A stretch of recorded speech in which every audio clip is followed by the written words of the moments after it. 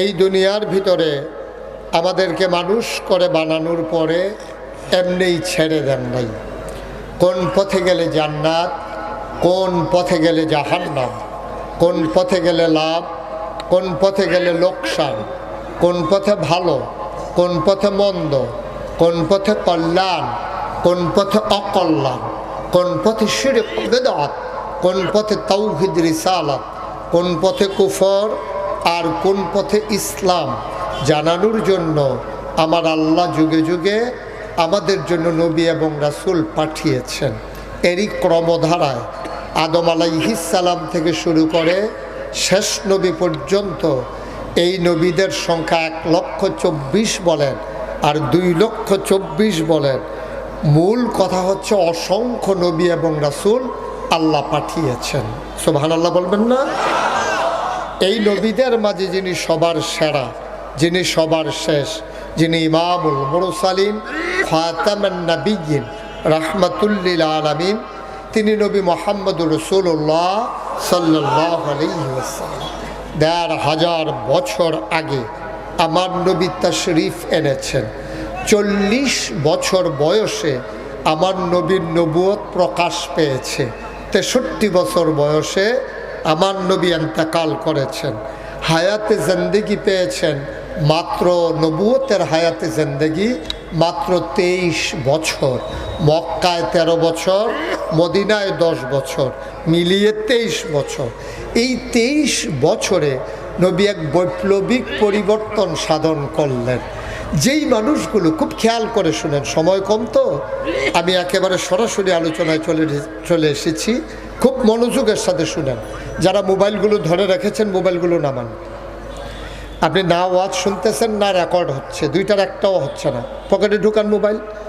সবসময় তো আপনারা ইউটিউবে আমার ওয়াজ শুনেছেন, আমার ইউটিউবে ওয়াজ শুনেছেন। কে কে দেখি একটু হাত উঠান তো।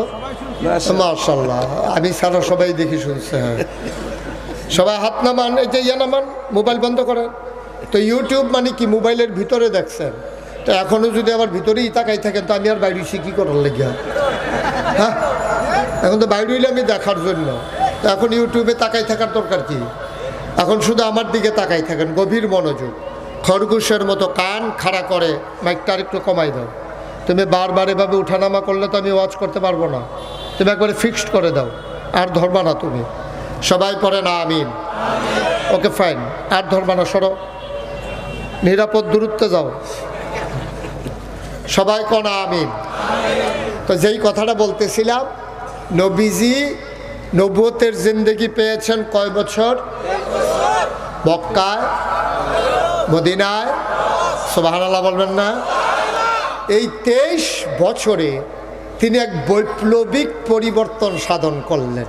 মাত্র 23 বছর, মাত্র 23টা বছর। মানুষগুলো ছিল বর্বর, বেদইন, যাযাবর, মূর্খ, অসভ্য, জাহেল। 23 বছরের ব্যবধানে মানুষগুলো হয়ে গেল সুশিক্ষিত, তারপরে আপনার আধুনিক, ভদ্র, আল্লাহওয়ালা, পরে হেজগার।